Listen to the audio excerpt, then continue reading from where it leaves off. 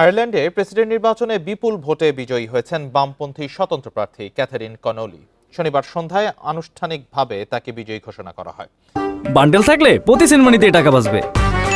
বিকাশ send money bundle কিনে জিতুন প্রতি লেনদেনে। 63% ভোট পেয়ে জয় নিশ্চিত করেন 68 বছরের কনোলি। এর মধ্য দিয়ে আয়ারল্যান্ডের তৃতীয় নারী প্রেসিডেন্ট হচ্ছেন তিনি। এর আগে চূড়ান্ত ফল ঘোষণার আগেই পরাজয় স্বীকার করে নেন কনোলির প্রতিদ্বন্দ্বী হেদার হামফ্রিস। কারণ বিভিন্ন ভোট কেন্দ্র থেকে আসা আগাম ফলে কনোলির জয়ের স্পষ্ট ইঙ্গিত ছিল। নির্বাচনের আগে বিভিন্ন জরিপেও ভোটারদের মধ্যে তার ধারাবাহিক সমর্থন স্পষ্ট ছিল।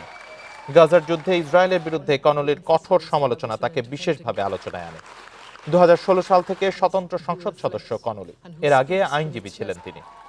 আয়ারল্যান্ডের প্রেসিডেন্ট সাংবিধানিকভাবে গুরুত্বপূর্ণ দায়িত্ব পালন করলেও আইন বা নীতি নির্ধারণে সরাসরি ক্ষমতা রাখেন না।